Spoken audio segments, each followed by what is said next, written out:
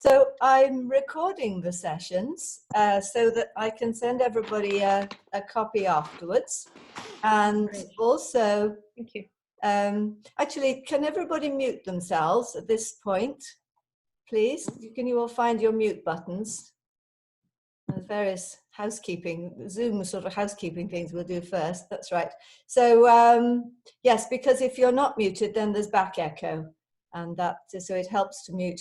And if you look, it's in your manage participants. If you look down the bottom of your screen, you'll find manage participants.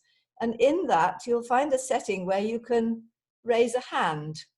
So if everybody would like to find that and check that, yep, Alex, that's brilliant. Yes, great. So, and then find how you can lower it again. Yes, good. So that's right. So if you can all switch them off again once you've found. So if you do want to speak, there's two ways of doing it. One is to raise a hand. And if you can't find it, just wave madly. But I'll probably see it more easily if they wave the hand. And the other one is to send a little message in chat. So that's the other thing that you can do. So yes. So I am recording it, firstly so I can send it out to all of you afterwards, so you can go back over anything you want.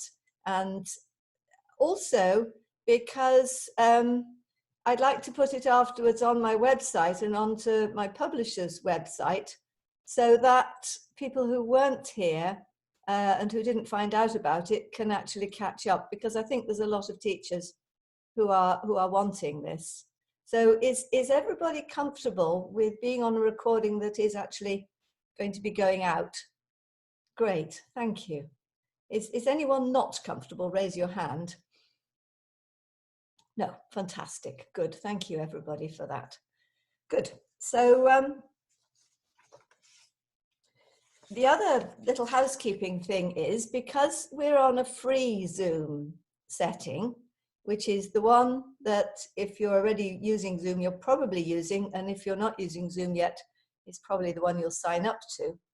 And while on a group, on a one-to-one setting meeting, they allow you as long as you want. But once you're in a group, they actually have a 40-minute cutoff. So this means that after 40 minutes, all our screens will go blank. And then we have to zoom back into the original email that I sent you and click the link again. And it's a good game of who can get back first.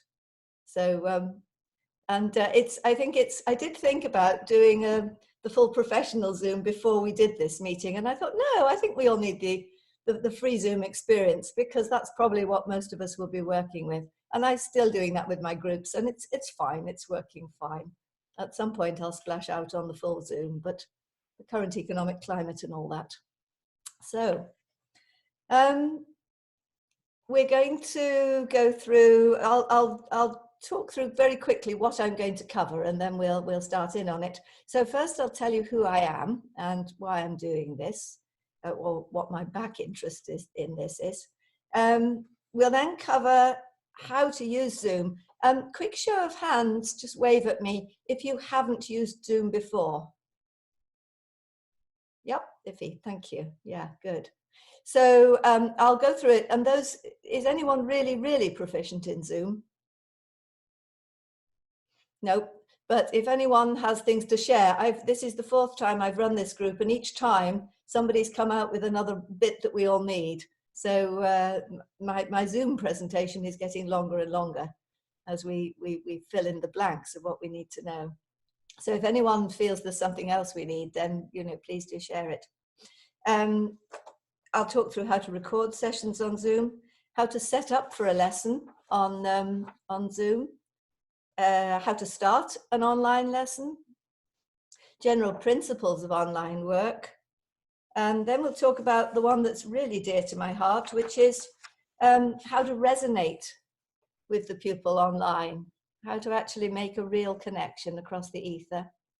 And for that, I'll need a volunteer Somebody who has never worked online before?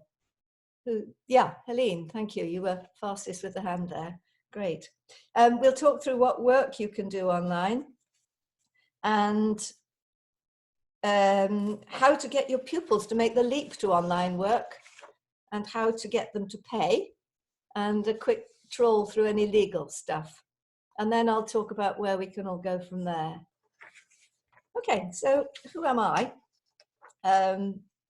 Well, I started my first. Greg, do you want to put your hand down again, and then your little symbol for a hand? Can you find the way to lower it again? And then I'll know if you do actually. Thank you.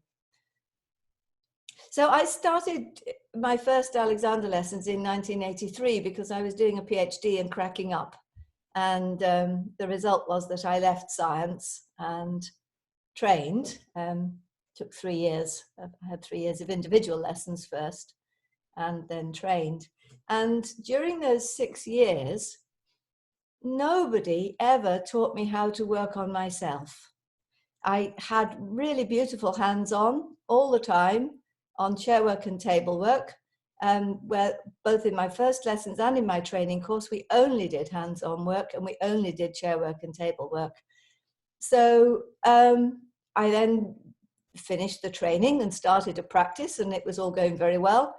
And my use completely fell apart because I had no idea how to look after myself. So that's when I went to Miss Goldie. Anyone not heard of Miss Goldie? Yep, you all know who Miss Goldie was. And you probably also heard then that she was a dragon. So she told me in no uncertain terms that I was a complete mess and what on earth did I think I was doing teaching the technique. I was completely letting Alexander down, and she used ruder words than that too. And I was actually quite relieved because she could see I was a mess and I knew I was a mess. But most teachers put hands on me and went, oh yeah, neck's nice and free, you can move nice and freely, what is there to do? And they weren't seeing that deeper aspect. So I worked with her for 4 years, and she completely changed my understanding of the technique. She took it back to what Alexander had been doing before the first training course, because she started earlier. And it rejigged myself, my body, my understanding. And particularly it brought in the idea that I was in relationship to my life. I was in relationship to my world, relationship to the kettle. And that brought me into application work. And although she didn't teach application work, I would feed back to what I was doing. And yes, that's what she wanted. So from there, I carried on teaching, and I was still teaching hands-on. And then I was very ill. Some of you will know I had a 30-year battle with chronic fatigue syndrome. And there were times when I was very ill, and too ill actually, too weak to put hands on. And so I started to evolve hands-off work where I could sit quietly and direct the pupil. And not merely was that better for me, but I became aware that the pupil really had something they could take home and use at the end of that. The other thing that was happening at that time was my husband became a Reiki master, and we had a huge journey of learning healing, and part of which was learning absent healing. So learning to connect with somebody who was in another room or somewhere completely different, who you couldn't actually see. And I think that process is very much part of what we're involved in now, and that's what we'll play with later. And then the last piece in the jigsaw puzzle came a few years ago when I worked with a teacher called Jando Masuero. Has anyone heard of him? Yes, you have. And you might know that he's getting back again to what Alexander was doing right at the beginning. It's because, you know, we go to another teacher for the strong pulls that really lengthen out things for us. And Jando's worked out how we really can do that for ourselves, possibly in the way that Alexander himself was doing it, and that I think they were still using on the very first training course, but it got lost after that.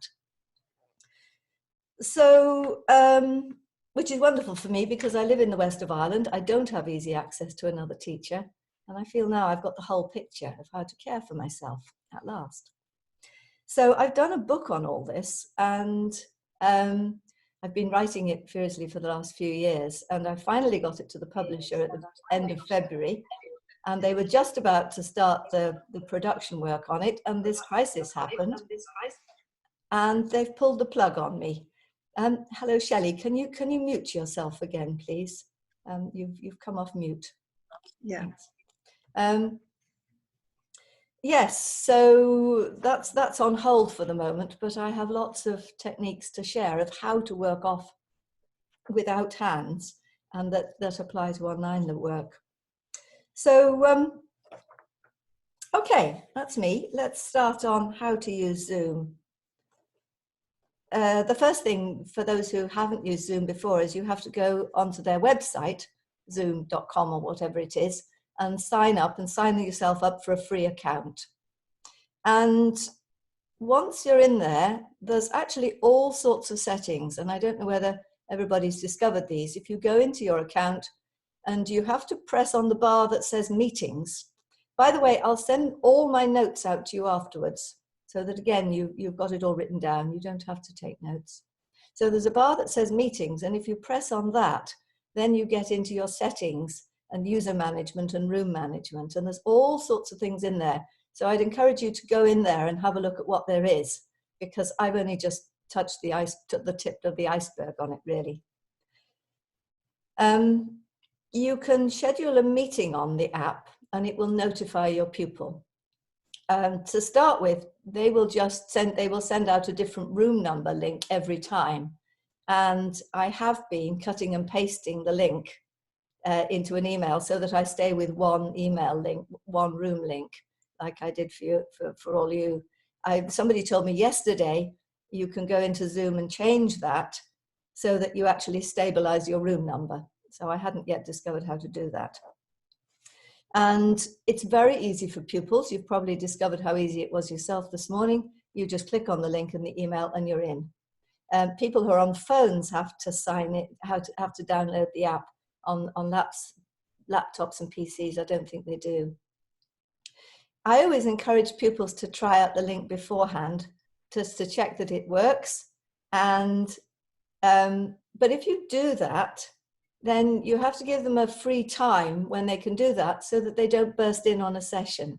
So I say do it after 8 o'clock at night, because I don't work after 8 o'clock at night. You can stop that. You can stop people bursting in on you either by passwording your meetings in settings, or by once you're in a meeting, you can then go into manage participants and lock the meeting so that nobody else can get in. And there is a phenomenon happening at the moment, which is Zoom bombing, apparently. I've heard of a Pilates teacher who got her session bombed. All sorts of unsuitable pictures were coming up on the screen, so which is funny but not nice. And she had to stop the session. And I guess that if you lock the meeting or password it, that it can't happen. But I've been told don't broadcast your link on the internet, because that might happen. So, okay. Where do I go from here? Yes, gallery view versus speaker view. I don't know how many of you discovered this yet. If you go to the top right, then you can go between speaker view and gallery view. And if you're on a phone, and I think probably an iPad as well, you scroll sideways. And then you can only get 4 people on a screen at a time. So, yeah, so just play with that. And I've got some other notes here somewhere. Oh yes, here we go. Everybody found that? You can enable breakout rooms apparently in your settings. I found it yesterday. You go into settings, you scroll down into meetings advanced, and you can enable breakout rooms. Now I haven't yet explored that, but it sounds really useful in a group, because you can split people up into groups and get them working together. To share material in lessons, if you look down at the bottom of your screen, you'll find a thing called share, and that enables you to share a document or a photograph on the screen. And we discovered yesterday there's a whiteboard as part of it as well. So you can actually draw with your mouse. If you want to draw an image, you can actually draw on the screen for your pupil. So and they can draw for you as well. And of course, the huge advantage of Zoom is that you can record your lessons just as we're doing it at the moment. And then the pupil can play back the lesson themselves. And that's really interesting because often they'll be facing side on to you and they can actually see afterwards what's happened. So you can record the session yourself by pressing the record button, but you have to be the host. Or you can enable them to record. If you go onto your image, you'll see there's 3 little buttons top right, and you'll find various options there. Now, you won't have the option in that of allowing record. That's with me, but I can press on somebody else's video and make them the recording, the person who does the recording. And that means that your pupil can take charge of their own recordings. At the end of the session, the recording will download into your documents. So when it says allow access to the documents, you press yes. And then you can keep it forever. I was using Skype before, and Skype you can also record, but you can't download them. So, and then they're gone in a month. And sometimes I do recordings with people that they want to keep, like I might do a semi-supine recording with them and then they can keep it. So you can stop and start the recording during sessions so that, say, a block like that is a discrete recording.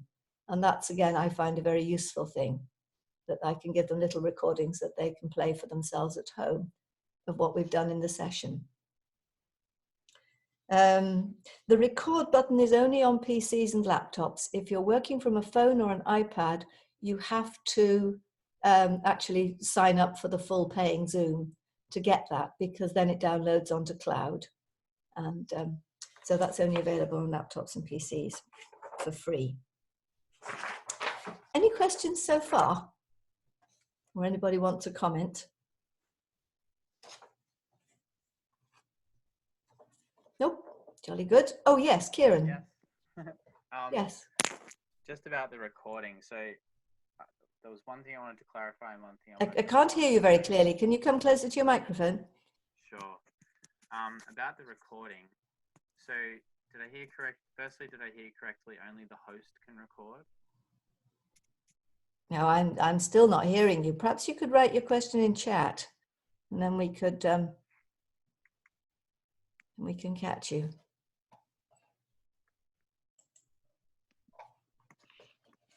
Anyone else want to comment while we're waiting for the? Oh yes, can only the host record? Yes, that's the host can record unless you give them permission. And the way you do that is you go onto their, you press the 3 little buttons on the right-hand side of the video, and then you can allow them to record. And what gets recorded? Is it all screens or just what's on screen? Yeah, no, everything is recorded. Everybody's voices are recorded. Yeah, and if there's chats, actually, the chats get recorded as well. You get a video recording, a Zoom recording, and a record of all the chats. So I don't know whether you presumably, yeah, well, shares would show up on the video. Yeah. So yeah, any more questions on that aspect?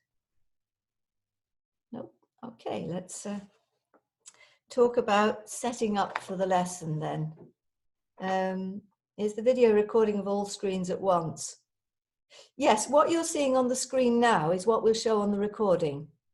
I think if I then go on to speaker view, so that only my face shows, that's what would then show on the recording. So whatever is, and I presume it's what's on the host screen. Now I don't fully know this, but I presume it's what's on the host screen or on the person who's doing the recording screen that gets recorded. So if you hand it to your pupil, then their screen will get recorded. And actually the significance of that will show up shortly. So that's a nice point. Yeah, thank you. So setting up, you need to be quite proactive in making sure that your pupil is organized so that you can actually see them. And I ask them beforehand, and various people have suggested sending out an information sheet on this, that they prepare for the lesson beforehand by finding a room where they won't be disturbed and where they have enough space to get back from their computer or laptop, because they need to be able to sit close so they can chat and get back about 6 foot or 2 meters. I don't know what you work in Australia, to sit on a chair, and anything up to 3 meters for you to see them full length, either standing or lying down. So they need to be able to get back, and they need obviously a firm chair, they need books for their head. So it's good if all that's organized beforehand, that they know what they're doing. I encourage people to have a go with by putting their phone onto selfie, or their device onto selfie, and actually moving it around to see what camera angles work and where they have to stand in order to see the whole of them. It can save a lot of time in lessons. Laptops and PCs are less flexible than that, but it works. Now, the other big one is to check they've got light on them. Now, it's rather a dull day this morning, so I've actually got a light set up to shine on my face so that you can see me clearly. There's nothing so frustrating at working in a pupil who's in silhouette, dressed all in black, and you cannot see a thing. So ask them to set that up and not to wear black. Sometimes I send them off to change and say, come back when you're wearing something I can see. And it's worth taking time in a session. If you're not comfortable seeing them, don't just soldier on. Stop the lesson, as it were, and make sure that things are right. Sometimes we have to move from room to room till we find a room that actually works. If you send an information sheet out beforehand, then you can also include payment details on it. But we'll talk about that in a bit. Any questions so far? Nope. Okay. Kieran, have you put your hand up again or not? Yeah, okay, good, thank you. So I always start the lesson with a face-to-face chat. Now, it's something that I think is particularly important in this medium because we want to establish connection, and connection initially is made through faces. But I've been doing this for years anyway, because a teacher years ago made the joke that if we met our pupils in the street, we'd have to stand side onto them to recognize them, because pupils came into the lesson and you just immediately grabbed them, said, stand by the chair, and you put hands side on. I became aware ages ago that, when pupils come in, they're often bursting to share, and they're full of, what happened last week or what's just happened on the way here. And there you are trying to bring them to quiet and free their neck, and they're telling you all this exciting stuff. So I now get everybody to sit down for 5 or 10 minutes and spill it all out, because then that's out of the way. And the other advantage, does anyone else do that, by the way? Yeah, there's a few people saying yes. Yes, good. So you probably know that the other advantage to doing that is that you can actually get a feel for where the pupil's at before you begin the lesson. Because again, the old format where everybody just got chair and